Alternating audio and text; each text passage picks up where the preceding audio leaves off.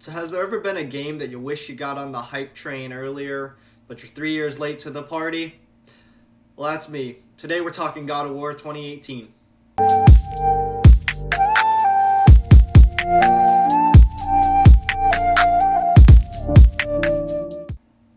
Welcome back, everybody. Hope everyone's having a wonderful day.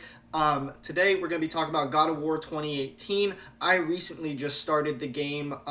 It took a little bit for me to try to want to get into it, but after the Game Awards or E3 this summer, when I saw the little teaser trailer for God of War Ragnarok, working title, it made me. I already had the game like on my PlayStation, but I was like, you know what? Let me go back, give it a try. Because at first I wasn't too into it, and now that I'm on the PlayStation 5, I was like, all right, you know what? I got to go back into it. New game's gonna come out. It's gonna look beautiful on the new system. Let me get caught up. And boy, did I miss out. This game is amazing. So there's a few things I want to cover that kind of, when I started the game, it got me really into it. First, the Leviathan axe feels so cool just to use. I know, you're not actually feeling you swing an axe, but just the vibrations in the controller, you can really feel the power that Kratos is putting behind it when he's hitting his enemy, and you feel it every time. Even just going into the rage mode and just throwing punches, like, it is just like this explosive combat that makes it so enjoyable every time you get into a fight. It's not repetitive.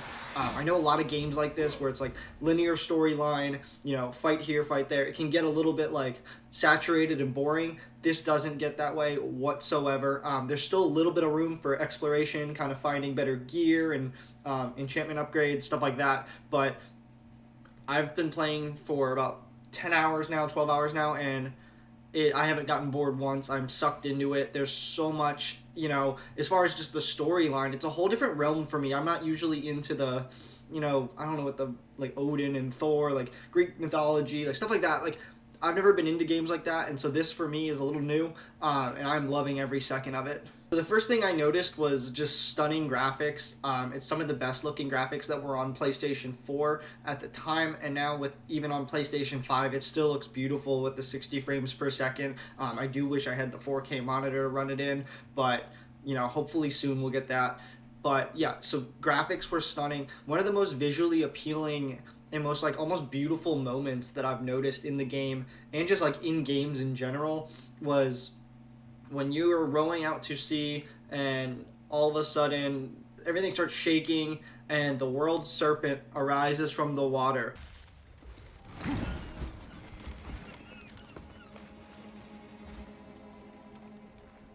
The axe did not return.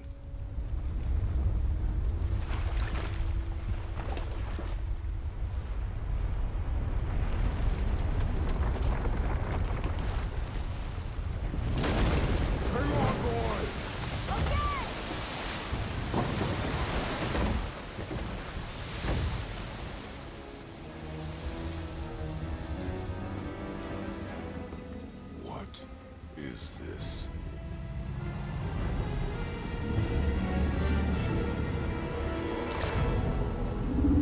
It's the world serpent.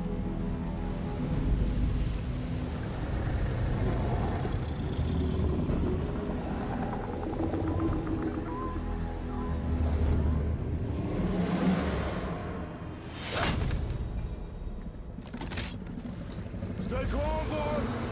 I am! This is great! And it's just one of the most like beautiful moments in gaming, I guess you could call it. It's just insane.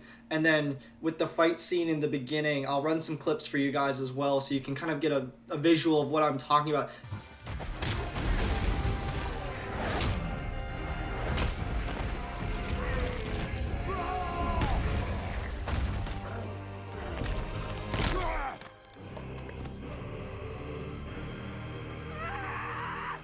That's where you... Fine. My turn.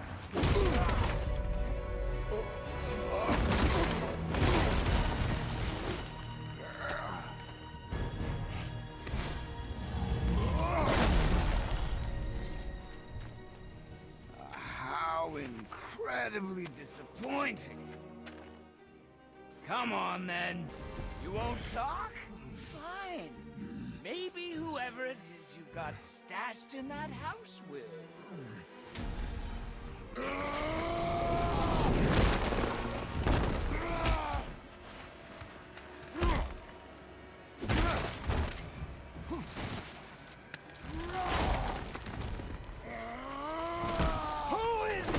are you afraid I'll find?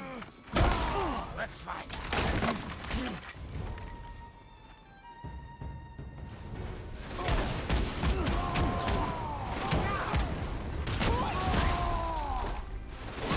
That fight scene where you're just going back and forth with this guy, and he's not really explaining why he's there, just that he was sent and there's something he's after, and then Kratos just beats the shit out of him. It's pretty, you feel really powerful doing it as you just walk away limping from the fight. It's awesome.